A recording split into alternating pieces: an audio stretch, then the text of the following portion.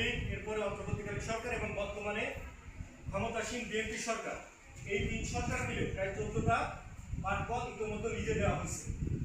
এই লিজে দেওয়া পাটকলগুলোর অবস্থা কি সে সম্পর্কে আপনারা কম বেশি জানেন। সর্বশেষ উদাহরণ এখানে পাশেই, আমাদের পাশেই যে দৌলতপুর জুট মিল, যেটা ফরচুন গ্রুপ লিজ নিয়েছিল, এবং তারপরে আপনারা খালিশপুর জুট মিলের অবস্থা জানেন আর কি, যেটা রেডিয়েন্ট গ্রুপ লিজ নিয়েছিল। এই দুটো মিল আসলে এখন বন্ধ অবস্থায় আছে। কেন বন্ধ অবস্থায় আছে? প্রথম কথা হলো যে কোম্পানিগুলো এগুলো লিজ নিয়েছে তারা আসলে পাটকল চালানোর মতো দক্ষতা অর্জন করেনি। একটা হলো জুতার কোম্পানি, আর একটা হলো ওষুধ কোম্পানি। তাহলে সরকার এদেরকে কেন লিজ দিল? সরকার আসলে লিজ দিচ্ছে সরকারের স্বার্থে এবং এদের স্বার্থ রক্ষার জন্য। এখানে শ্রমিকদের স্বার্থ, এখানে আঞ্চলিকভাবে এখানকার অর্থনীতি, এখানকার মানুষের জীবন জীবিকার বিষয়টা কোনো সরকারই আসলে চিন্তা করে না। এখন এই মিলগুলোর পরিস্থিতি কি? একটা তো লে অফ ঘোষণা করার পরে এখন বন্ধ করে দিয়ে বসে আছে, আর একটা তো চলতেছে না। এবং আমি বলতে চাই যে 14টা মিল এখন পর্যন্ত লিজে দেওয়া হয়েছে, এই 14টা মিলের পরিস্থিতি প্রায় এই মিলগুলোর মতো। এবং এর আগে আপনারা জানেন মহাসিন, এজাক সহ বিভিন্ন সময়ে যে মিলগুলো আসলে লিজে দেওয়া হয়েছিল সেগুলো আসলে কোম্পানিগুলো চালাইতে পারে না। আমি এই কথাটা বলতে চাই আর কি, সরকার বারবার একের পর এক একটা কথা বলে যায়।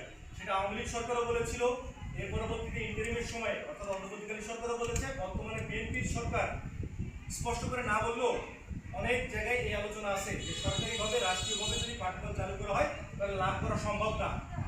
আমরা খাতা কলমে একসাথে বসে আমরা দেখিয়ে দেব যে রাষ্ট্রীয় ব্যবস্থাপনায় লাভ করা সম্ভব, বেসরকারি ব্যবস্থাপনায় লাভ করা সম্ভব না। এটার উদাহরণ ইতিমধ্যে তৈরি হয়েছে।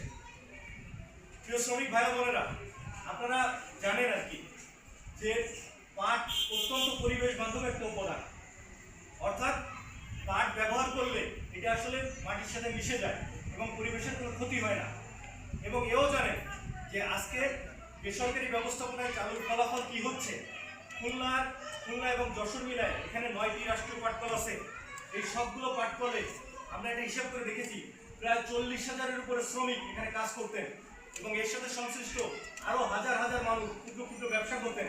আজকে সকল মানুষের জীবন জীবিকা আজকে ধূলিসাৎ হয়ে গেছে, ধ্বংস হয়ে গেছে।